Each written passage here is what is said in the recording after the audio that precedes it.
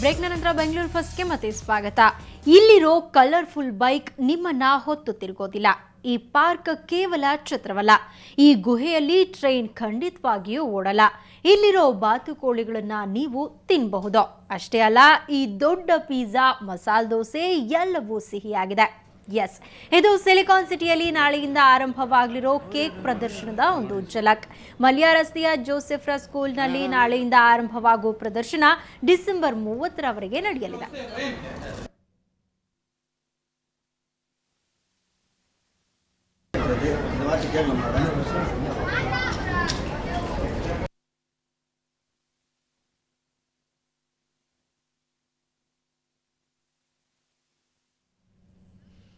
ನಾಳೆಯಿಂದ ಸಿಲಿಕಾನ್ ಸಿಟಿಯಲ್ಲಿ ಸಾಹಿತ್ಯ ಜಾತ್ರೆಯ ಸಂಭ್ರಮ.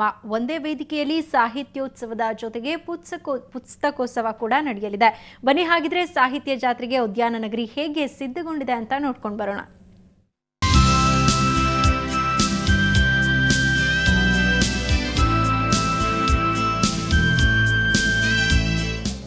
ಜ್ಞಾನಪೀಠ ಪ್ರಶಸ್ತಿ ಪುರಸ್ಕೃತರನ್ನ ಒಂದುಗೂಡಿಸಿ ಸಾಹಿತ್ಯ ಕಲೆ ಬಗ್ಗೆ ಸಂವಾದ ನಡೆಸುವ ಜೊತೆಗೆ ಕನ್ನಡ ಅಭಿಮಾನ ಹೆಚ್ಚಿಸುವ ಹಿನ್ನೆಲೆಯಲ್ಲಿ ನಾಳೆಯಿಂದ ಸಾಹಿತ್ಯೋತ್ಸವ ನಡೆಯಲಿದೆ. ನಗರದ ಅರಮನೆ ಮೈದಾನದಲ್ಲಿ ನಡೆಯಲಿರುವ ಸಾಹಿತ್ಯ ಜಾತ್ರೆಗೆ ಕೇಂದ್ರ ಸಚಿವ ಡಾಕ್ಟರ್ ಎಂ ವೀರಪ್ಪ ಮೊಯ್ಲಿ ಚಾಲನೆ ನೀಡಲಿದ್ದು ವಿವಿಧ ಗಣ್ಯರು ಪಾಲ್ಗೊಳ್ಳಲಿದ್ದಾರೆ. ಡಿಸೆಂಬರ್ 14, 15, 16ನೇ ತಾರೀಕಿನ ದಿವಸ ಬೆಂಗಳೂರಿನ ಸಾಹಿತ್ಯೋತ್ಸವ ನಡೆಯಲಿದೆ. ನಮ್ಮ ಸುಪ್ರಸಿದ್ಧವಾದಂಥ ಪುಸ್ತಕೋತ್ಸವ ಪ್ರತಿ ವರ್ಷ ನಡೀತದಲ್ಲ, ಅದರ ಅಂಗವಾಗಿ ಇದು ನಡೀತದೆ. ಓದುಗರನ್ನೆಲ್ಲ ಸಮೀಪಕ್ಕೆ ತಂದು ಓದುಗರೆಲ್ಲ ತಮ್ಮ ಅಭಿರುಚಿಗಳನ್ನು ತಮ್ಮ ಅಭಿಪ್ರಾಯಗಳನ್ನು ಹಂಚಿಕೊಂಡು ಹೆಚ್ಚು ಪುಸ್ತಕಗಳನ್ನು ಕೊಡುವಂಥದ್ದೊಂದು ಸನ್ನಿವೇಶವನ್ನು ಅವರು ಅಲ್ಲಿ ಸೃಷ್ಟಿ ಮಾಡ್ತಾರೆ.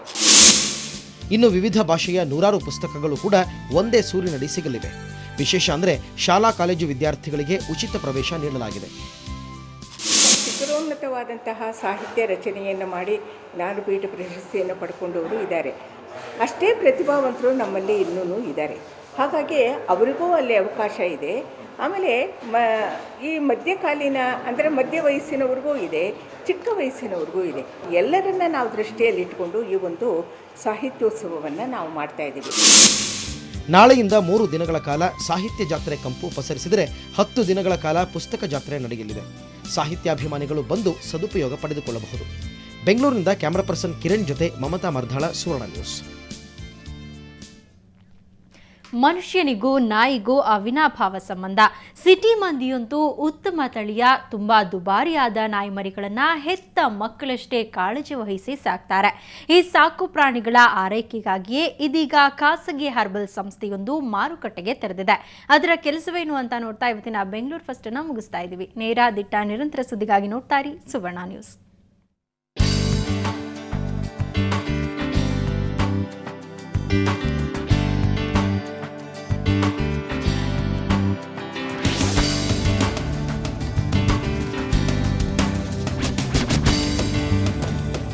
ಸಿಟಿ ಜೀವನದಲ್ಲಿ ಪೆಟ್ ಡಾಗ್ಗಳನ್ನು ಸಾಕೋ ಸಂಸ್ಕೃತಿ ಹೆಚ್ಚಾಗ್ತಾ ಇದೆ.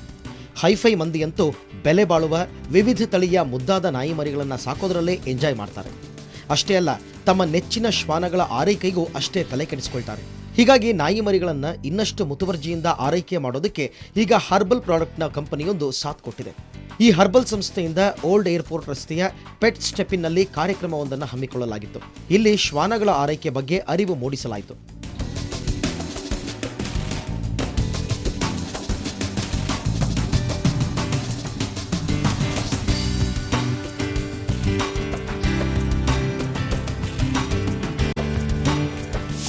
ನಮ್ಮಲ್ಲಿ ಪೆಟ್ಸ್ಗೆ ಈ ಸಾಕು ಪ್ರಾಣಿಗಳಿಗೆ ಅಂತೇಳಿ ಶಾಂಪುಗಳಿದೆ.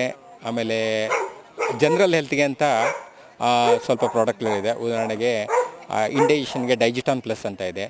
ಇವನ್ ನಾವು ಈ ಲಿವರ್ಗೆ ಅಂತೇಳಿ ಲಿವರ್ ಸ್ಟಿಮ್ಯುಲೆಂಟ್ ಅಂತೇಳಿ ಲೀವ್ 52 ಅಂತ ಇದೆ.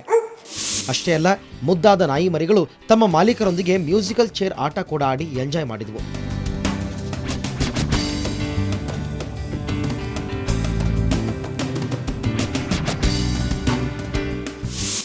ನಮ್ಮ ಡಾಗ್ಗೆ ಎಷ್ಟು ಚೆನ್ನಾಗಿ ನೋಡ್ಕೋಬೇಕು ಎಲ್ಲ ಬೇಕಲ್ಲ, ಅವ್ರು ಹ್ಯಾಪಿ ಹೆಲ್ದಿ ಇರಬೇಕಂತ. ಅದಕ್ಕೆ ಪ್ರಾಡಕ್ಟ್ಸ್ ಕೂಡ ತುಂಬ ಚೆನ್ನಾಗಿದೆ. ಅವರು ಒಂದೊಂದು ಸತಿ ಟ್ಯಾಬ್ಲೆಟ್ಸು ತಗೊಳಲ್ಲ. ಇವ್ರು ಏನು ಮಾಡಿದ್ದಾರೆ, ಮೀಟ್ ಫ್ಲೇವರ್ ಟ್ಯಾಬ್ಲೆಟ್ಸ್ ಎಲ್ಲ ಯೋಚನೆ ಮಾಡಿಬಿಟ್ಟು ಹೇಗೆ ಡಾಗ್ಸ್ಗೆ ತುಂಬ ಚೆನ್ನಾಗಿ ಟ್ರೀಟ್ಮೆಂಟ್ ಕೊಡೋದು ಅದೆಲ್ಲ ನೋಡ್ಕೊಂಡಿದ್ದಾರೆ. ಅದಕ್ಕೆ ನಮಗೂ ಖುಷಿ ಆಗುತ್ತೆ. ಒಟ್ಟಾರೆ ಸಿಟಿ ಮಂದಿ ಇತ್ತೀಚೆಗಂತೂ ಸಾಕು ನಾಯಿಗಳ ಆರೈಕೆಗಾಗಿ ಸಾಕಷ್ಟು ಟೈಮ್ ಸ್ಪೆಂಡ್ ಮಾಡ್ತಾರೆ. ಅಂಥವರಿಗಾಗಿ ಈ ಖಾಸಗಿ ಹರ್ಬಲ್ ಸಂಸ್ಥೆ ಸಾಥ್ ಕೊಟ್ಟಿದೆ.